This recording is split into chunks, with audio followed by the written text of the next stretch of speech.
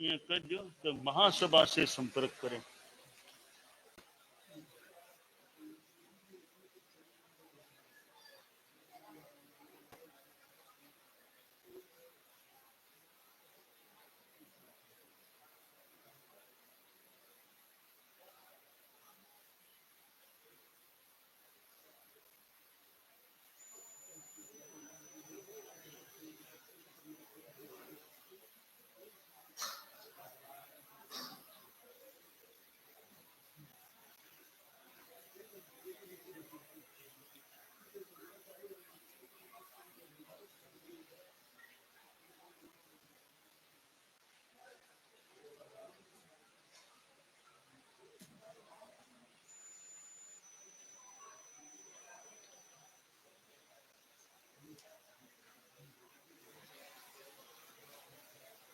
हाँ हाँ।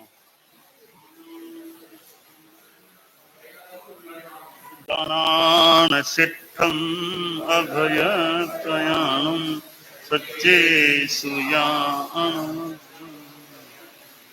तवे सुया लोकुत्तमे समने।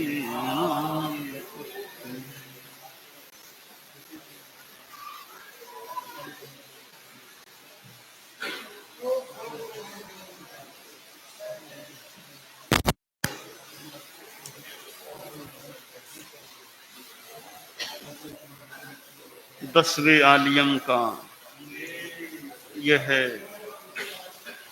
5वां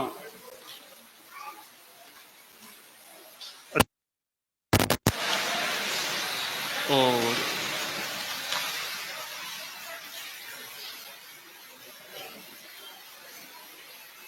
इसका हम 47वां श्लोक है वहां से देखते हैं। यह असन पानक खाद्य और स्वाद्य दानार्थ तैयार किया हुआ है, मुनि यह जान जाए या सुन ले तो वह भक्तपान संयति के लिए अकल्पनीय होता है।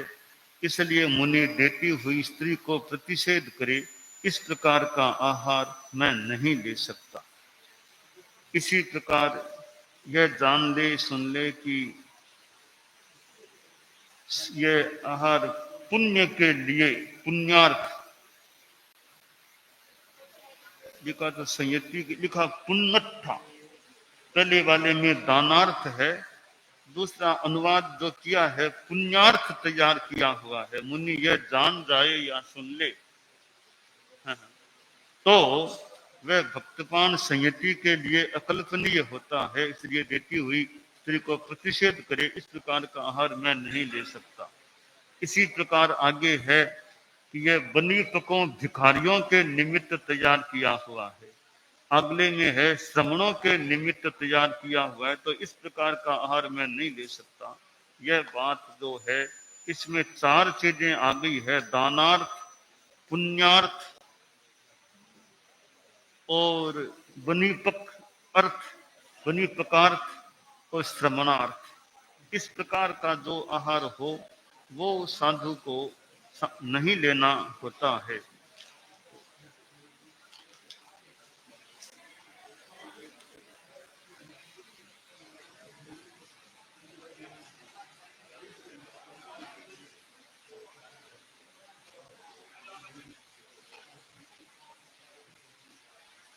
सबसे पहले जो बात आई है वो दानार्थ वाली जो बात आई है, तो यह कि विदेश यात्रा से लौटकर या वैसे ही किसी के आगमन के अवसर पर प्रसाद भाव से जो दिया जाए वह दानार्थ कहलाता है।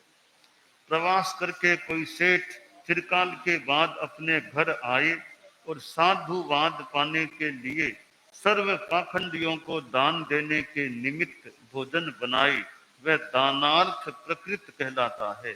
महाराष्ट्र के राजा दान काल में समान रूप से दान देते हैं, उसके लिए बनाया गया भोजन आदि भी दानार्थ प्रकृत कहलाता है। पुण्यार्थ जो पर्व तिथि के दिन साधुवाद या श्लाघा की भावना रखे बिना केवल पुण्य होगा, इस धारणा से असन पानक आदि निष्पन्न किया जाता है, उसे पुण्यार्थ प्रकृत कहा जाता है। वैदिक परंपरा में पुण्यार्थ प्रकृत दान का बहुत प्रचलन रहा है।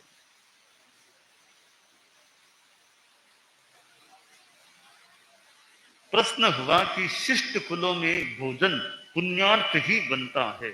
वे शूद्र कुलों की भांति केवल अपने लिए भोजन नहीं बनाते, किंतु पितरों को बलि देकर स्वयं शेष भाग खाते हैं। अतः पुण्यार्थ प्रकृत भोजन के निषेध का अर्थ शिष्ट कुलों से भिक्षा लेने का निषेध होगा?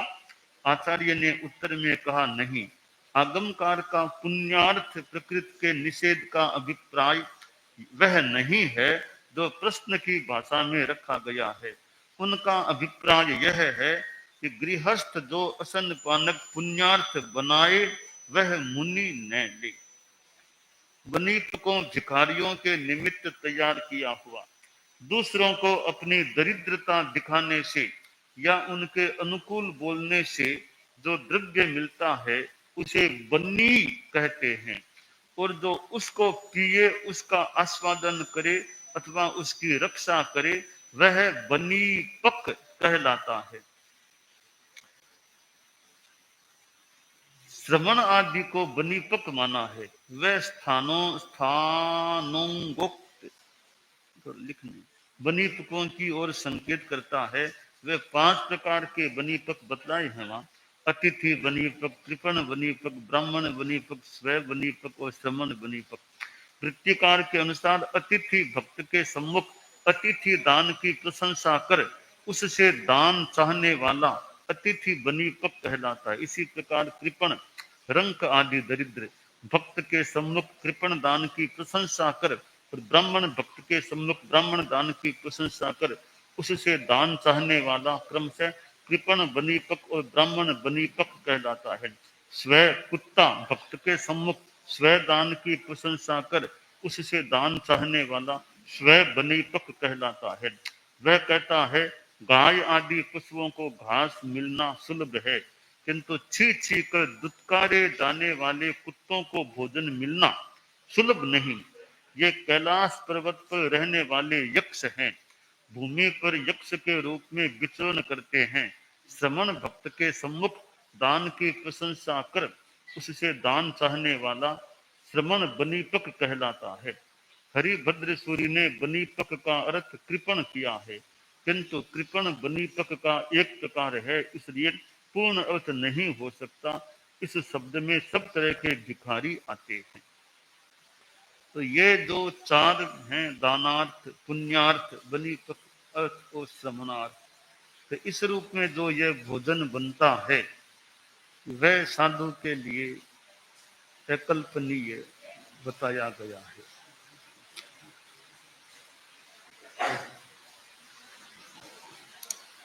अब ये जो दान चलते हैं दुनिया में, कोई गरीब को और को जरूरतमंद को और दान देना है, तो यों हम तेरा पंथ के संदर्भ में देखें तो यों दान 2 प्रकार का हो जाता है, लौकिक दान, लोकोत्तर दान। तो लौकिक दान है और लोकोत्तर दान है।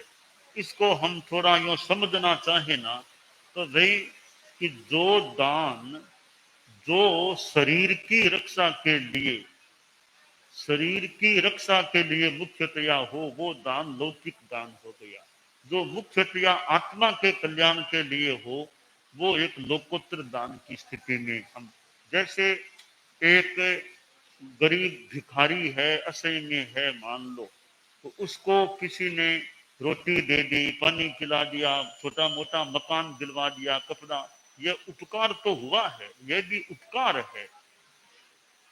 ये सारा उपकार भौतिक उपकार है, शरीर संबंधी है। खाना शरीर के लिए, पानी शरीर के लिए, मकान मियाँ शरीर के लिए, कपड़े शरीर, यह शरीर संबंधी जो असह्य का उपकार होता है, हम उसको लौकिक उपकार की कैटेगरी में दे सकते हैं। जिससे आत्मा का उपकार हो, अब कोई संयमी साधु को दान दिया है, कल्पनीय दान, सयातर के रूप में मकान दिया, यह मुख्यतया है वो आत्मा से जुड़ा हुआ। अभी आत्मा की साधना करने वाले हैं, उनके शरीर के लिए हो गया, तो मुख्यता वहां आत्मा की है, तो वो दान हो गया, वो लोकोत्तर दान हो गया।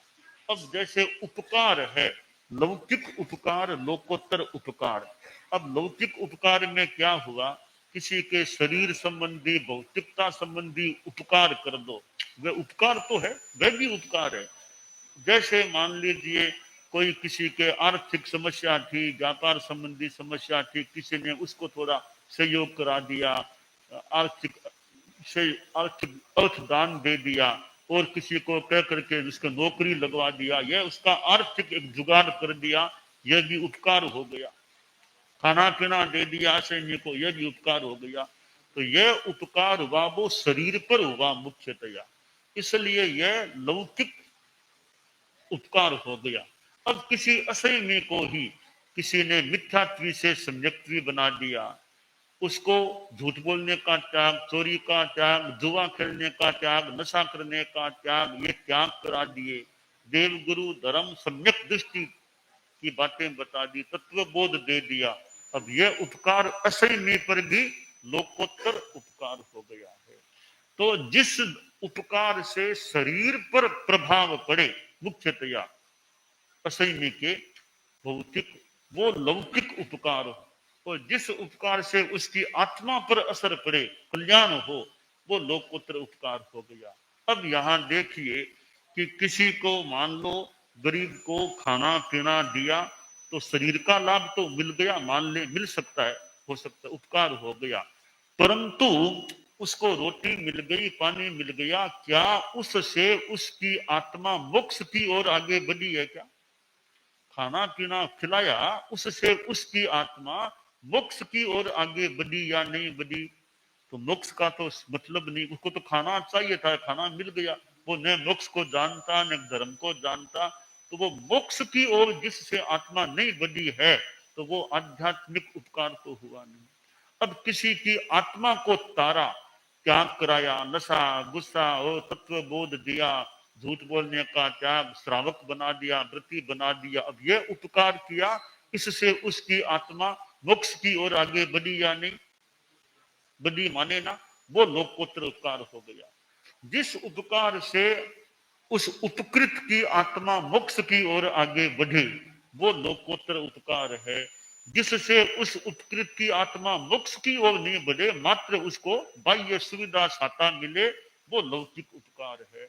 यह लौकिक उपकार लोकोत्तर उपकार की यह भेद रेखा हम ऐसे खींच सकते हैं। क्यों, यह बात कैसी लगी लौकिक लोकोत्तर की?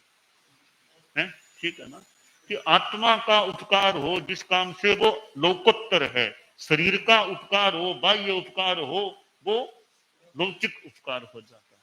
ये दान पुण्य आदि की जो बातें 10वें आलिया में यहाँ आई है, ये कई चीजों से सामने वाले पर उपकार तो होता है, वो लौकिक उपकार हो जाता है। लौकिक उपकार का आचार्य भिक्षु ने कहा आमा संसारिक उपकार है, संसार खना उपकार, ओ ईरो करे वो बीरो कर दे फेरो ईरो, ओ भी परंपरा की ये मित्री शु मित्री पनो चलियो जावे, शत्रु शु शत्रु को, ये जन्मों तक, आगे के जन्मों तक ये रागानुबंध की, द्वेषानुबंध की परंपरा चलती रह सकती। एक ने किसी का भौतिक लौकिक उपकार किया, वो वापिस उसका उपकार कर सकता है।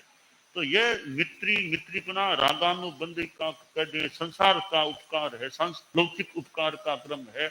लोकोत्तर उपकार में है कि आत्मा का कल्याण, तारो आत्मा को तारो, वो सारा उसका लोकोत्तर उपकार होता है।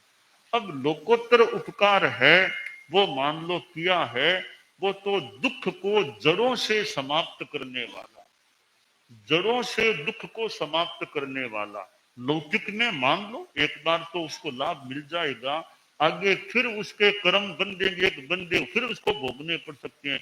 लोकोत्तर उपकार में तो कर्म कटने का काम, कर्म काटो काटो, एक दिन ऐसा आ सकेगा सारे दुख ही समाप्त, दुखों की जड़ भी समाप्त हो जाए। तो यह लौकिक और लोकोत्तर उपकार का अपना एक विश्लेषण भेद रेखा इस रूप में हो सकती है। तो लौकिक में जहां शारीरिक बाह्य उपकार हो असंयमी का, वो लौकिक उपकार है। जहां आत्मा का उपकार हो, अध्यात्म आत्मा का कल्याण हो, वो लोकोत्तर उपकार होता है। ये लौकिक और या दानार्थ पुण्यार्थ, ये दान देना पुण्य देना, कोई लौट कर आया तो प्रसाद रूप में दान दो, पुण्य करो, वो करो, तो ये सारे ये लौकिक उपकार के काम ये माने जा सकते हैं। क्यों योगेश जी, समझे बात को? आओ बता।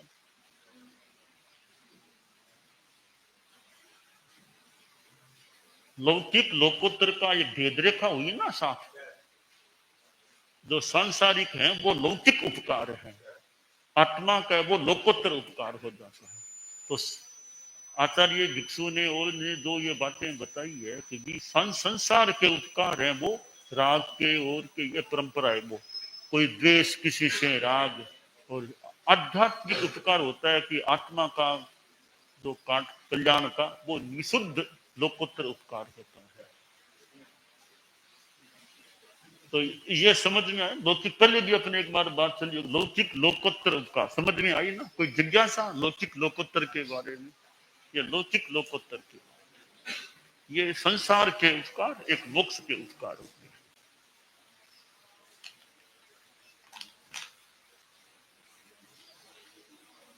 हाँ हाँ बोलिए।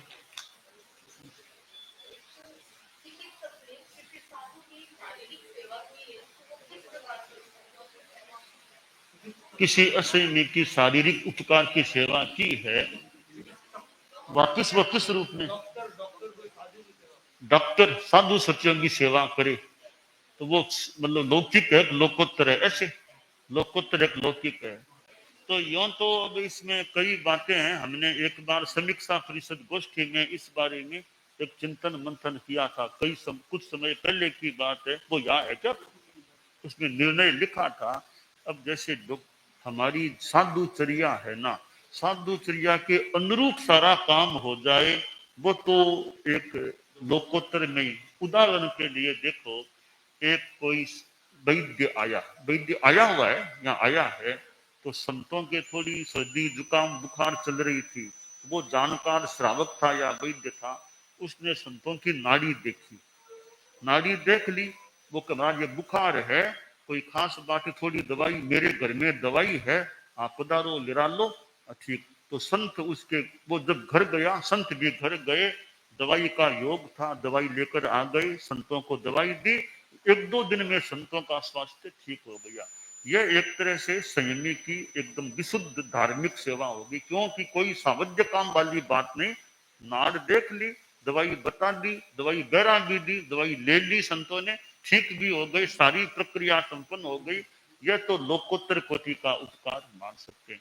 अब कोई सावध्य काम करना पड़ जाए वो करे, उसको हम विशुद्ध लोकोत्तर में, थोड़ी सी हमारी परंपरा में जो है वो सावध्य चिकित्सा हो, वो थोड़ी एक विशुद्ध लोकोत्तर में उसको, बाकी उसके मन के भाव जितने बढ़िया हैं डॉक्टर के, मन में भक्ति या मन में संतों के प्रति मंगल कामना, स्वास्थ्य की भावना, वो उसकी अच्छी, तो वो थोड़ा थोड़ा कहीं सावध्य निर्वध्य का हमारी परंपरा में है, वो है। बाकी भावना उसकी जितनी बढ़िया है डॉक्टर की, उसका अच्छा लाभ मिल सकता है।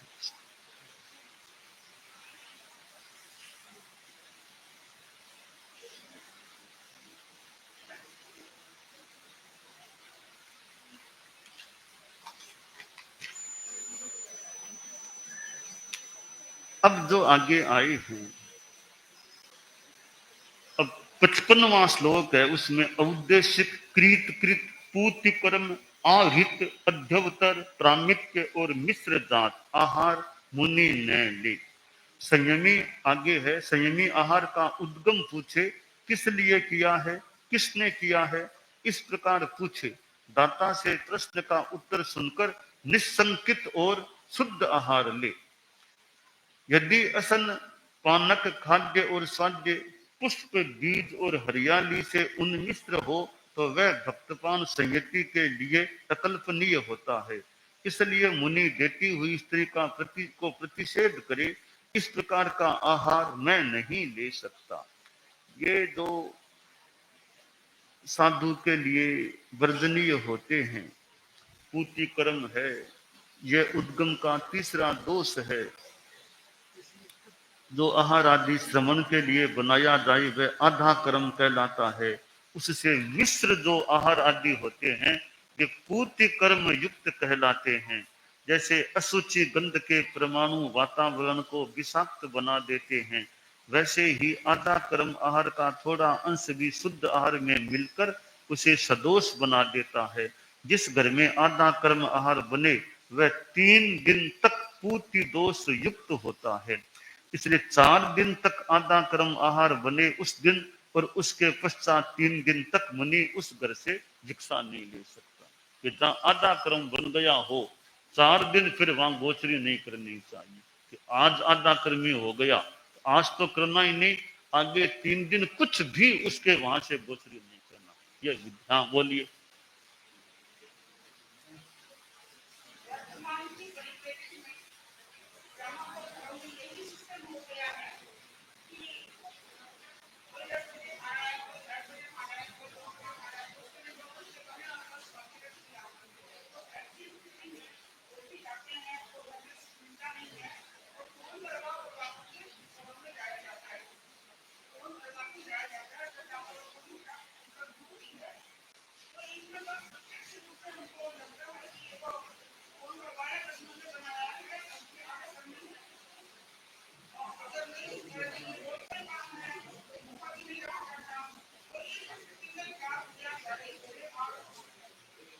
ऐसा है कि भोजन साधु को मान लो चाहिए, यह तो एक सामान्य बात हो गई। अब जो है कि साधु अपने क्रम से गोचरी जाए तो वो वहां जाने से मिलता नहीं है, लोगों को पता नहीं है, लोग तो सोए हुए हैं, उन्हें पता ही नहीं महाराज आने वाले हैं। इसलिए कि कोई सूचना उनको दी जाए, टेलीफोन फोन कराया जाए, यह बात है, तो फिर वो वहां जाकर के मिलता है। यही बात है ना, मतलब तो वो आहार फिर लेना होता। तो यहाँ ऐसी बात है कि जैसे साधु किसी को कोई सूचना नहीं, सहज भाव से गया, जो मिल गया सो ले लिया, नहीं मिला तो नहीं मिला, इतना क्रम रखे तो दी बेस्ट, उसमें तो कोई दोष बात नहीं। मिला तो ठीक, नहीं मिला तो ठीक, कोई बात नहीं। अब जो बात यह रही कि सूचना करानी पड़ती है। अब सूचना में 2 बातें हो सकती है। एक तो सूचना इसलिए है, सूचना नहीं कराए तो एक दृष्टि से बढ़िया, कोई बात ही नहीं है, ऐसे ही जाओ। फिर भी मान लो सूचना कराई, काशी दादी सूचना करते हैं या कोई लोग कर देते हैं, करते हैं, कराई जाती है जो भी, उसके पीछे 2 बातें यह है कि एक तो वो लोगों गृहस्थों का यह मानो रुझान या मांग है कि हमारी कॉलोनी में, हमारे मोहल्ले में साधु संत आते हैं, हमें सूचना हो, हम लोग दर्शन तो करें, कम से कम थोड़ी सेवा तो करें, हमारे कॉलोनी में संत आ रहे हैं, हमें पता हो तो बच्चों को और को भी कह दे भी संत आने वाले, आज आओ दर्शन करो, होगी तो गोचरी भी बहराएंगे। वरना हमें पता तो है नहीं, या तो हम उठेंगे भी नहीं या और कहीं काम धंधे में चले जाएंगे, तो हमें वो लाभ न दर्शन का मिलेगा न गोचरी का मिलेगा। मान लो या केवल दर्शन का मिला तो पता हमें हो, क्योंकि हमारे बच्चे स्कूल जाते हैं, मान लो 7 बजे स्कूल जाते हैं, 7 बजे जाते हैं तो हमारे तो नाश्ता 6:15-6 बजे ही बन जाता है। बच्चों को नहीं नाश्ता कराते हैं, हम लोग भी कहीं कहीं जल्दी कर लेते हैं, तो हमारे नाश्ता बनता है 7:15-7 बजे का। अब संत लोग मान लो आते हैं 8 बजे 8:30, तो हमारे तब तक तो बच्चों ने नाश्ता कर लिया, हमने भी थोड़ा कर लिया, हमने वो रसोई बंद भी कर दी, तो हमारे तो गोचरी हुई नहीं। अगर हमें सूचना हो कि महाराज आने वाले हैं तो हम रसोई बंद नहीं करते, हम भावना भाते रहते। संत भी संतों से कहते थोड़ा जल्दी पधारो तो हमारे बच्चों को भी थोड़ा बराने का मौका मिल जाए। अगर हमें सूचना हो आप थोड़े जल्दी कृपा कराओ 7:45, तो बच्चे स्कूल जाने से पहले पहले उनको भी थोड़ा लाभ मिल जाए और आपके भी गोचरी की सुविधा तब बना हुआ पूरा होता है हमारे खाना, इसलिए हमें सूचना हो जाए पहले, तो हमारी भी सुव्यवस्था रह जाती है और संतों को भी हमारे आहार का लाभ मिल जाएगी। इसलिए हमें सूचना के, वरना महीने में 2-3 बार संत आते हैं, तो हम तो रोजमर्रे में, बच्चे भी स्कूल चले गए, हम भी काम धंधे लग गए, क्या लेट उठे करे, तो सूचना हम रोज तो कितनी भावना भाएंगे, रोज तो अब तो काम धंधे वाले हैं। जब जब संत आए तब हमें सूचना हो जाए, तो उन दिनों में हम ध्यान दे लें कि भाई रसोई बंद न करें, बच्चों को कदे भी महाराज आने वाले हैं, थोड़ा तुम भी बरा दो पहले बरा, तो हम सारी व्यवस्था ठीक इस संदर्भ में सूचना दी जाए, तो ऐसी कोई बात नहीं लगती। और कोई वो फोन से कोई स्पेशल कोई बना दे, जल्दी बना दे कर दे, तो वो एक हमारे अतिक्रमण वाली बात हो सकती है। अगर ऐसा हो जाए तो आलोचना ले लेने का एक मार्ग है कि हमारे किसी कारण से, वरना भी कि हमारे लिए कुछ बनाना नहीं, जल्दी करना नहीं, सूचना आपको दी गई है, उससे आपके बच्चों को आपको जानकारी हो जाए, ताकि आप लाभ ले सकें, दर्शन कर सकें। खाना आपके बनता ही है, अगर सुबह नाश्ता बनता ही है, उसमें आपको साधु को अतिथि संविभाग देने का भी लाभ मिल जाए। और बोलिए।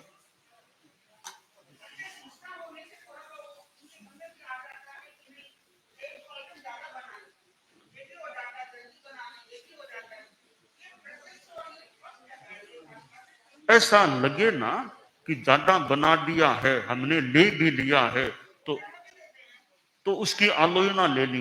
या तो बचना चाहिए कि भाई हमें पूछताछ कर ली, कि अगर लगे पूछताछ करने से ज्यादा बनाया, या तो ले नहीं, ये दर्शन कर लो, मंगल पाठ सुन लो, गोश्री नहीं करना है। लगे हमने ले लिया किसी कारण से, उसकी आलोचना ले लेने का प्रयास करना चाहिए।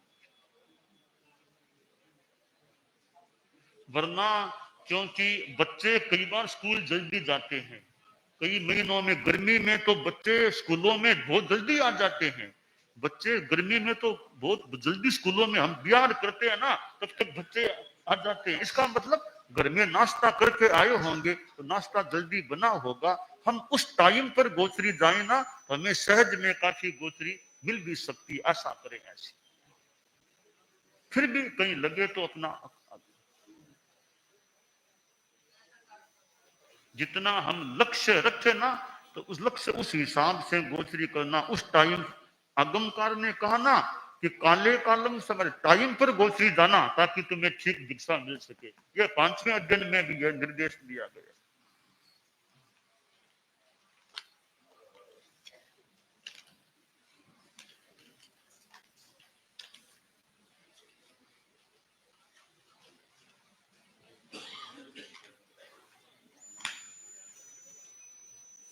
अच्छा, अब जो बताया गया है कि जो भोजन ऐसा हो कि एक आया अज्ञात अज्ञात उंच अन्नाय उंचम, आगे वो तो चूलिका में है, उसका एक अज्ञात उंच करना।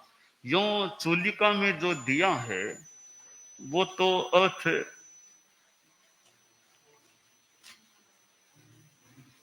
एक ठानम का और पाठ है,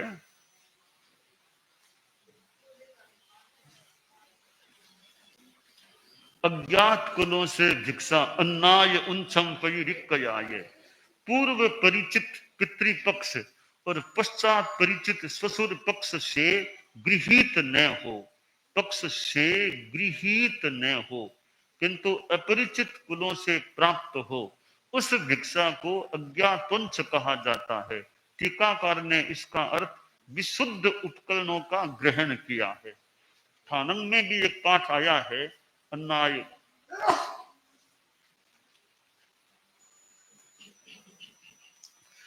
ठानंग में अन्नात चरए अज्ञात चरक, जाति कुल आदि को बताए बिना भोजन लेने वाला। यह इसमें जो है ना कि यह हमारे नातिलों के जाने का हमारे निषेध, हमारी परंपरा में नातिलों के गोचरी करने का निषेध नहीं है। नातिलों के एक जैसे भी जाति है तो उनके गोचरी करना हमारी परंपरा में निषिद्ध नहीं है। किंतु यह जो ठानंग में जो अनुवाद किया गया है ना कि बता करके, वो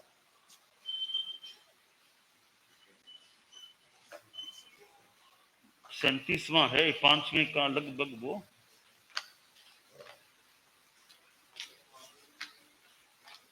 ये अज्ञात चरक कि जाति कुल आदि को बताए बिना कैसे अब देखता है कि इन भोजन मुझे कैसे ज्यादा बढ़िया बनाए अच्छा, तो वो कहेगा अच्छा थे भी सेठ या मैं भी सेठ या यहाँ अच्छा यहाँ कैसे बताएगा। अच्छा थांका पिताजी तो वे तो हमारे पिताजी का दोस्त था, ओहो वे तो सभी रहता, यहाँ वो परिचय देसी आपको। तो यहाँ तो मारो नानेरो तो बोथरा कही है था कोई बोथरे थे बोथरा ही हो, यहाँ बता कर लेवे, यहाँ भिक्षा नहीं करनी चाहिए ताकि वो बताना ज्यादा करावे, वो बिना परिचय दिया भिक्षा करनी चाहिए, वो अर्थ आपने ज्यादा यहाँ संगत। बाकी नातीला के जानो आपने परंपरा में निषिद्ध करने दिया, नोट भी कर लिया आपने कठिया वो ज्ञान साहित्य में भी अज्ञात को मतलब यहाँ टीका में और में यहाँ अलग अलग अर्थ क्रीड़ा मिल सके, पर आपने वो नातीलांग के जानो को नहीं, वो आपने परंपरा में तेरा पंथ में कुछ यहाँ पुरानी परंपरा नातीलांग के गोचरी होने को तो भी हुए कि थानंग 5:37 में आगम में कहा गया है पंच थानायम समनेनम भगवता महावीरेणम समनानम निग्गंथानम नित्यम गण्यतायम नित्यम पित्तितायम नित्यम बुयायम नित्यम प्रसत्तायम नित्यम अभ्यनुन्नातायम भवन्ति तंजहा अन्नात चरये अन्ना इलाय चरये मौन चरये संसट्ट कपिये तज्जात संसट्ट कपिये। यहाँ ठानंग में अज्ञा अन्नात चरये देश में अज्ञात चरक, फिर देश जाति कुल आदि को बताए बिना भोजन लेने वाला, कि यह अर्थ अज्ञात का हमारी परंपरा में ठीक लग रहा है, यानी हमारी चालू परंपरा में यह ठीक बैठता है।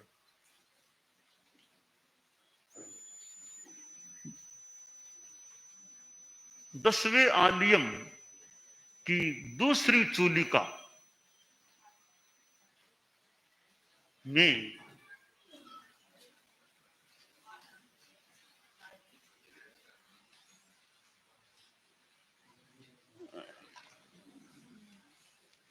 पांचवें श्लोक में अन्नाय उंचम पाठ आया है।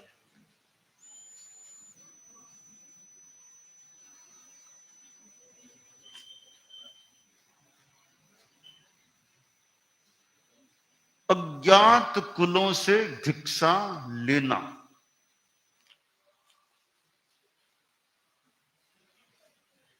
टिप्पण में कहा गया है डैश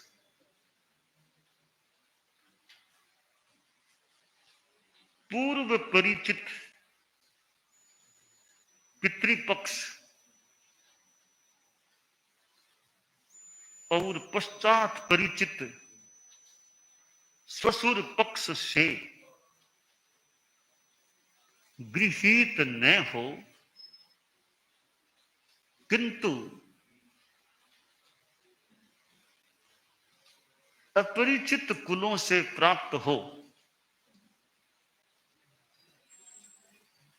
कोमा उस भिक्षा को अज्ञातोंच कहा जाता है।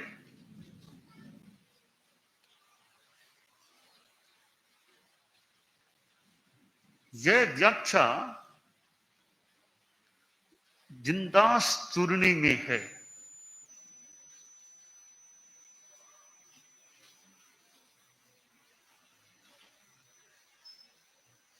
टीका में अलग व्याख्या की गई है।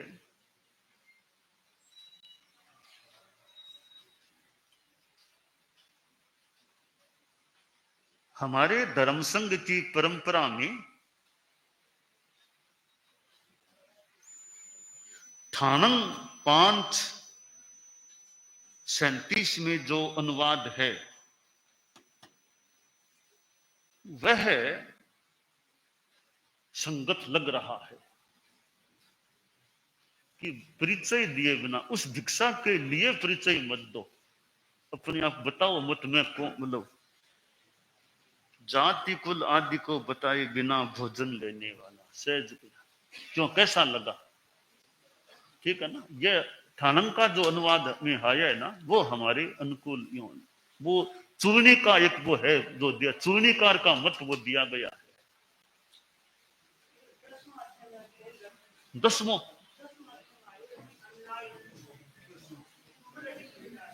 वो है 10वें को 10वें आलियम में। हाँ इस हाँ देखिए 10वें के 16वें में अन्नाय उन छम्पुल अज्ञात कुलों से अज्ञात कुलों से जो है उसमें देखिए कि टिप्पण में तो इसमें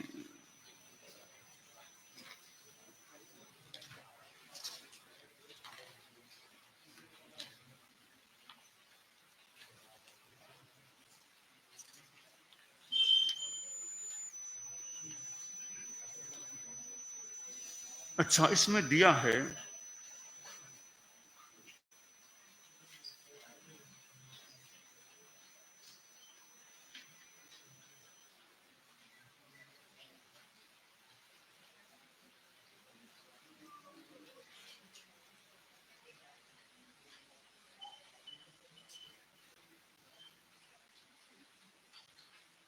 यहाँ कोई इतनी व्याख्या नहीं लग रही है टिप्पणी में कोई अन्नाय तो अज्ञात का मतलब क्या वो यहाँ इतना नहीं दिया है। अज्ञात कुल की ऐसा करने वाला, लेकिन नीचे जो दिया है वो भी अन्नाय उनछम पुल साथ में जोड़ दिया है, हैं? वो नहीं वो साथ में जोड़ा है उनछम पुल पुल जोड़ दिया है।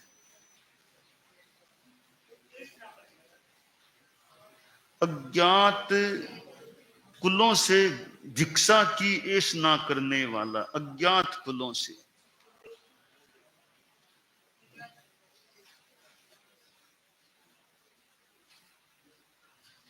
ऐसे अलग अलग थोड़े अर्थ पर थानंग में जो अनुवाद किया गया है वो थोड़ा हमारे यूं सामान्य व्यवहार में वो ठीक बैठ सकता है। बाकी एकदम अज्ञात में तो थोड़ा कि अज्ञात कुलों से यानी जिनको पता ही नहीं है वहां जाकर के भिक्षा करे, एक तो वो अर्थ करें। पता ही नहीं का मतलब पहले ज्ञात कराए बिना, ज्ञात कराए बिना, तो वो ज्ञात को तो थोड़ा सा मुश्किल पड़ जाए भी कि गोचरी कल है, आज एक थोड़ी बहुत की हमारी गोचरी कल है, आज नहीं है कल है, ऐसे कोई थोड़ी बहुत भी कल आने का विचार है कोई। हाँ तो ये जो है तो ये अर्थ भी परिचय नहीं देना कि हम परिचय देकर भिक्षा लेने का प्रयास। हाँ बोलिए।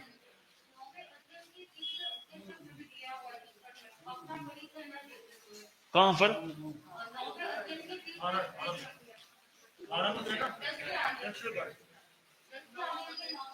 9वें अध्ययन में कौन सा उद्देश्य? तीसरा तीसरा 9वें अच्छा अच्छा 9वें का 331 9वें का 331 नहीं थोड़ा पेज में कहीं उद्देश्य कौन सा? तीसरा हमारे पास संस्करण है वो थोड़ा नहीं 331 तो कैसे होगा ना। नहीं ये जैसे ये तीसरा उद्देश्य का गया अन्नाय उनचंगा अपना परिचय नहीं देते। ये देखिए ये जो 7वां है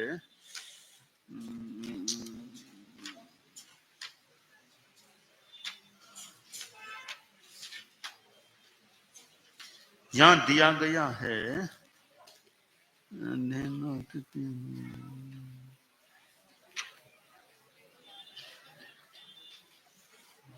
चौथा श्लोक है ये, इसका चौथा श्लोक है, अन्नाय उंचम चरई विशुद्धम, जो जीवन यापन के लिए विशुद्ध सामुदायिक अज्ञात उंच भिक्षा की सदाचर्या करता है। अब इसका टिप्पण जो दिया है वो टिप्पण है कि अन्नाय उंच का अगस्त्य सिंह अपना परिचय न देते हुए,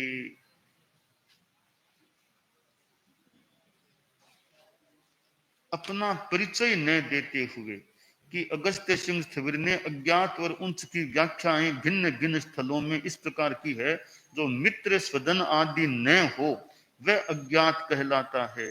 पूर्व संस्तव मातृ पितृ पक्षीय परिचय और पश्चात संस्तव ससुर पक्षीय परिचय के बिना प्राप्त भैक्ष्य अज्ञात उंच कहलाता है।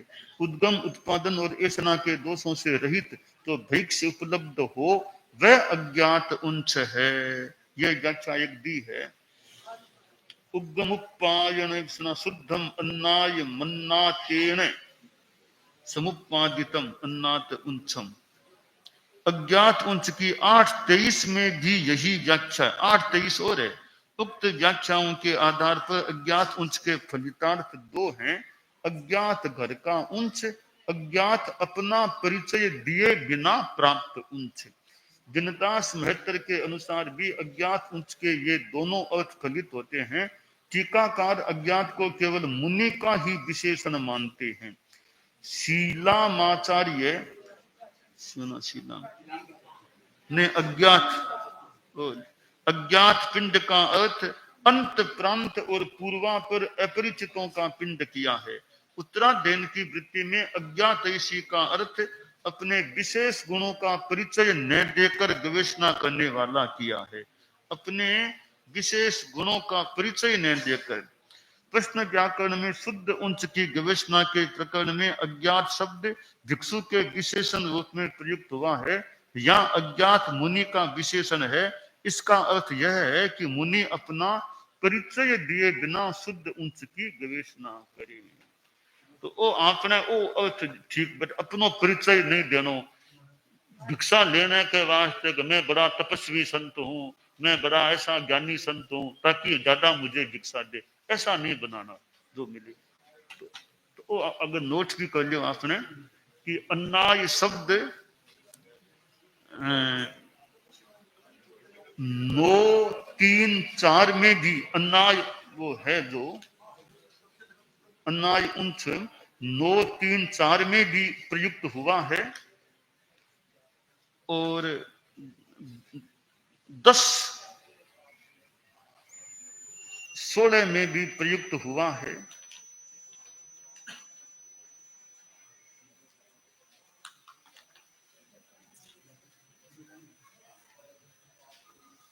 तो यह अर्थ हमारे लिए कि अपना परिचय दिए बिना, भिक्षा के लिए अपना परिचय नहीं, अपना या अपने जाति आदि का परिचय नहीं देना, वो अर्थ ठीक।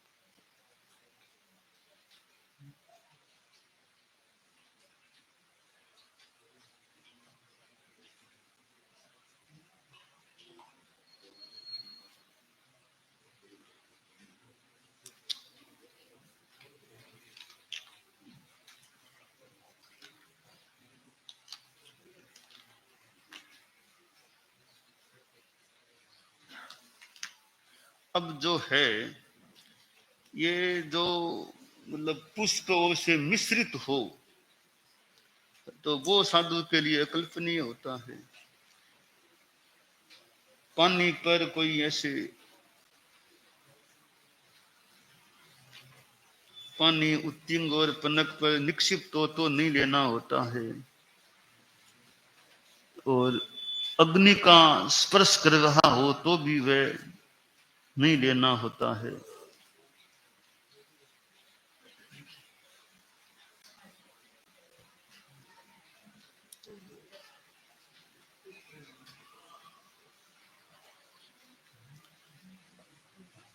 आगे 65वां है, उसमें है होज कट्ठंग शिलंग वागी इट्टालंग वागी ए गया ठवियं शंक मट्ठाई तंच हुज्ज चलाचलम नतेन जिक्खु गच्छेज्जा दिठो तथ असंजमो गंभीरम दुशिरम चेव सबिंद्रिय समाहिए। कि यदि कभी काठ, शिला या ईंट के टुकड़े संक्रमण के लिए रखे हुए हों और वे चलाचल हों तो सर्वेंद्रिय समाहित भिक्षु उन पर होकर न जाए।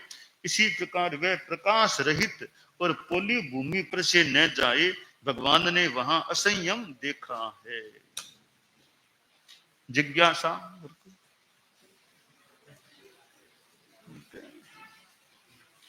दानान शिष्ठम अभयप्रयाणम सच्चे सुया अणवज्जं वयन्ति तवे सुया उत्तम लोकोत्तम सम।